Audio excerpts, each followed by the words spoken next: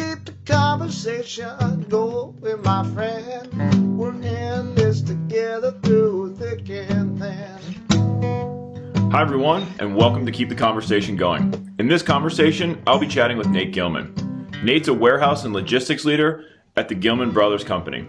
The Gilman Brothers Company has been around for 123 years and actually got one of their very early starts on making beds.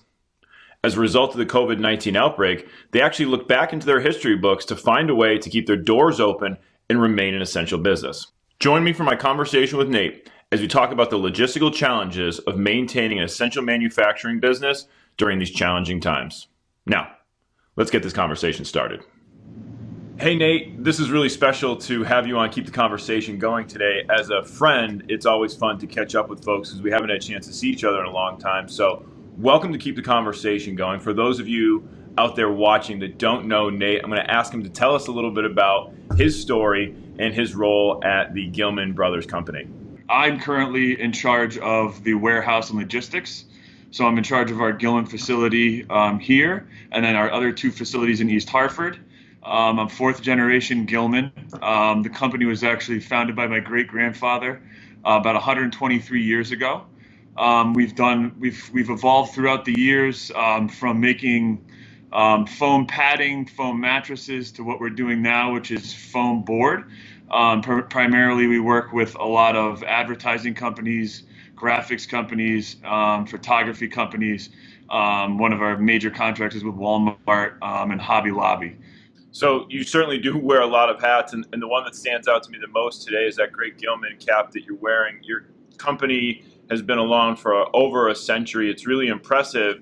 But let's fast forward to contemporary times. We are all dealing with the situation regarding the COVID-19 outbreak, and for manufacturers especially, these are trying times.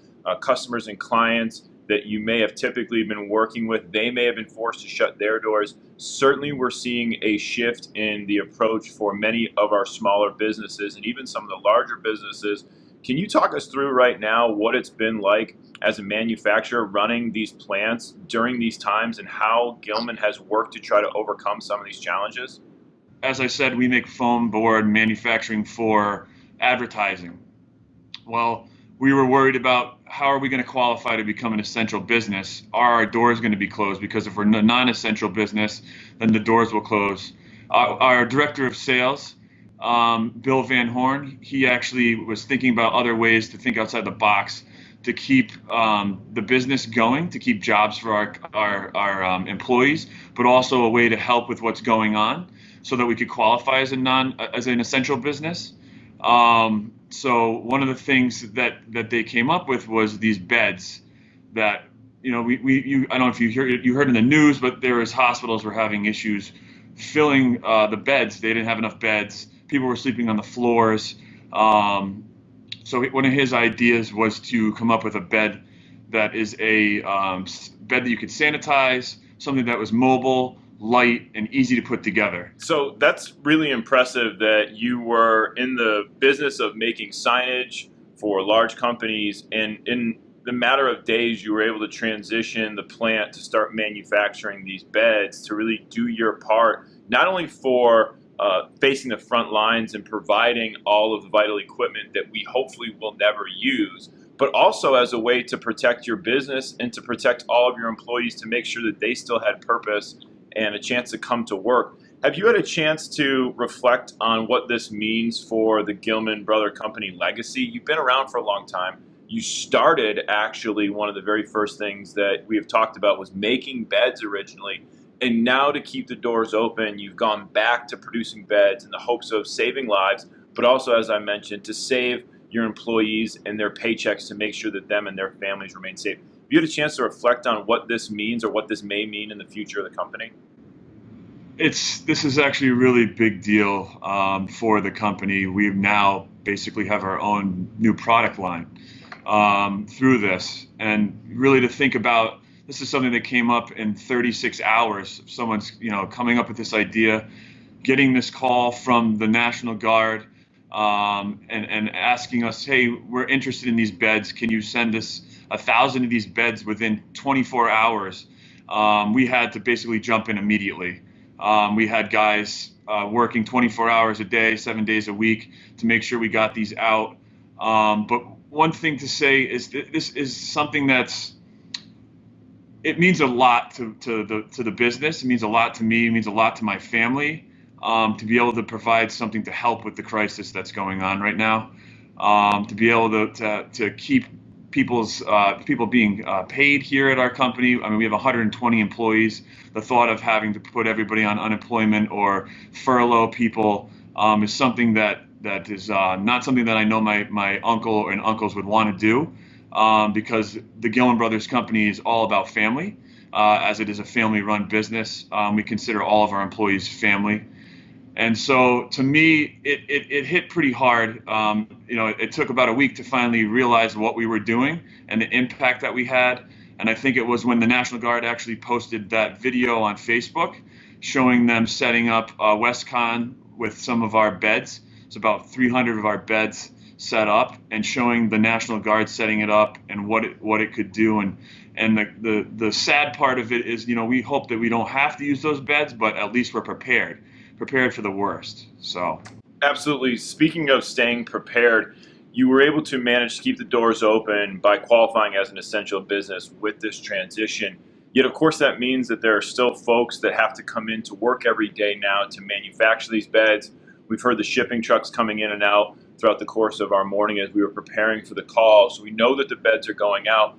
What are you doing, especially as a warehouse leader, to make sure that your employers are staying safe, that everybody that's on the floor is able to feel safe and secure when they come in?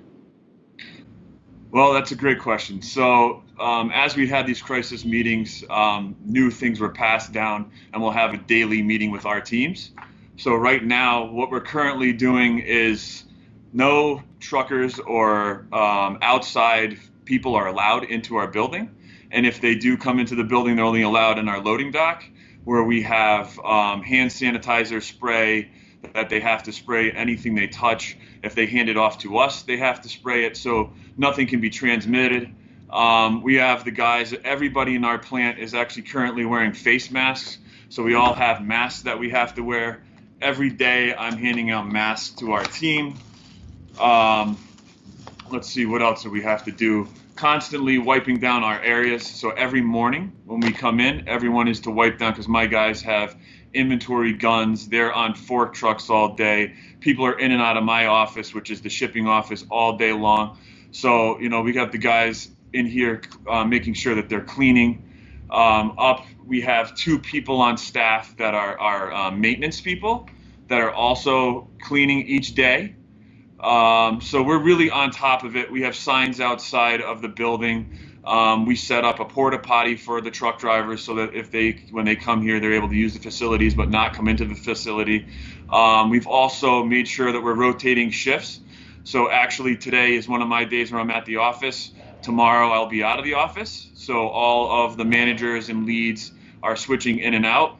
One other great thing that we did do that the company did is they offered 15% increase for people that are going to come into work during these times. It's basically like hazard pay, because we wanted to make sure that we had people that were on board so that we could keep the business going. Obviously, if we don't have enough employees, it doesn't matter if we have the orders or we're getting orders from the state, but if you don't have enough people here to make them, the doors are going to close. What this really stands out to me when I think about all of this is one of your roles and responsibilities is certainly to communicate to everyone that is on your team and to communicate to the public. Obviously, my interest in particular is in communication. So I'm interested in asking everybody that comes on the show what communication means to them. Can you talk to us, Nate, a little bit about the role that communication has played for you and for the team over the last several weeks as you've made this transition and as you look to move forward? Absolutely. So communication has a lot of meanings to me. I always feel that communication is one of the most important things that you need to have to either have a successful relationship, whether it's at home or at work. Communicating with your team, making sure that it's clear, concise, and it makes sense. And obviously through these everyday changing times right now, communication is one of the most important things. communicating with the state, communicating with my team, communicating with logistics, making sure that everybody is on board with what our process is for manufacturing these beds, getting them out. Like I can tell you, it's been changing every day. You know, the state tells you one day I need something here, then all of a sudden it changes. So you have to really be able to adapt. We appreciate what you're doing to try to help play a part in making sure that folks who need beds will have them. Hopefully, we won't need to use them, but if we do, we know where we can turn to the Gilman Brothers and their company. Well done. Our hats are off to you. We really appreciate you stepping up to make sure that we're safe and to also make sure that they're doing their part to keep the economy going. So with that, Nate, I appreciate you coming on. I know that you have a lot of work to get back to. Hope that you enjoyed the conversation. Yes, it was great. Thanks, Rory. I appreciate everything that you're doing. I really like how you're getting all this out there to people, especially during these times where people are at home. They're stuck in their houses. So this is a great feed of information to kind of get the conversation going, not just through our the video Skype chats, but also just people talking. As you know, during these times, there's not a lot of communication that is going on. Because you can't see anybody. But having these avenues of Skype and Zoom and all these other things, I think are fantastic. And I think what you're doing is really good and it's very beneficial, not just for getting information out, but also for the emotional and mental state of people. You know, it's really important for someone to connect and have that communication with them daily. And I know it's a lot of what a lot of people are missing out there. So I appreciate what you're doing. Stay in touch. Thanks, Nate. I appreciate it. Stay safe, and hopefully the next time I see you will be in person Keep again. the conversation going, my friend. We're in this together through thick and